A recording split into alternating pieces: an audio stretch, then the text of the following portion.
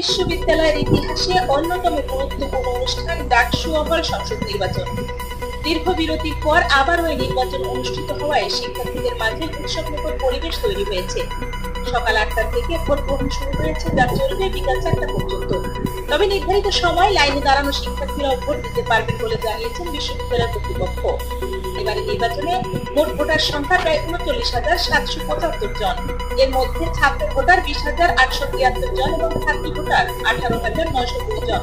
ডাকসুর 28টি পদে লড়ছেন 471 জন প্রার্থী। একই সঙ্গে 8টি কেন্দ্রে 810টি বুথে একসঙ্গে ভোট চলছে।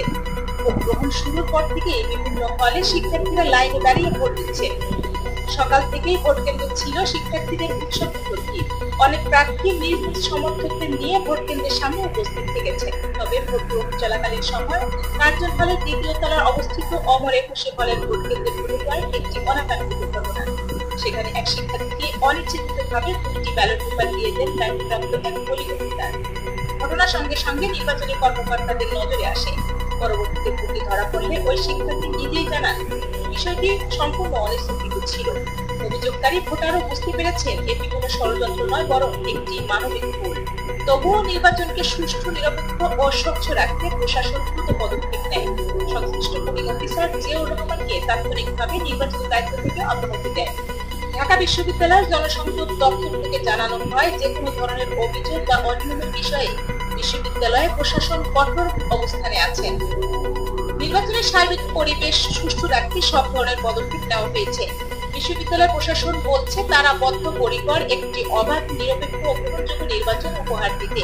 ভোটের প্রতিটি ধাপে নজরদারি করছেন দায়িত্বপ্রাপ্ত শিক্ষক, প্রশাসন ও আইন শৃঙ্খলা বাহিনী। অন্যদিকে বিভিন্ন হলে ভোট গ্রহণ চলছে শান্তিপূর্ণ পরিবেশে। শিক্ষার্থীরা বলছেন, বহু প্রতীক্ষার পর অনুষ্ঠিত এই নির্বাচনকে ঘিরে তারা উচ্ছ্বসিত। অনেকে মনে করছেন নির্বাচনের মাধ্যমে শিক্ষার্থীদের গণতান্ত্রিক অধিকার আরো জোরদার হবে। এদিকে প্রার্থীরাও আশাবাদী, শিক্ষার্থীরা তাদের ভোটাধিকার প্রয়োগের মাধ্যমে যাকে যোগ্য মনে করবেন তাকেই জয়ী করবেন। সার্বিকভাবে বলা যায়, ডাকসু নির্বাচনকে ঘিরে ছাত্রছাত্রীদের মধ্যে যে উচ্ছ্বাস তৈরি হয়েছে তা বিশ্ববিদ্যালয়ের রাজনীতিতে নতুন মাত্রা যোগ করেছে। ঢাকা বিশ্ববিদ্যালয়ের ডাকসু হল সংসদ নির্বাচনকে ঘিরে এটাই ছিল বিআইএম নিউজের বিশেষ প্রতিবেদন।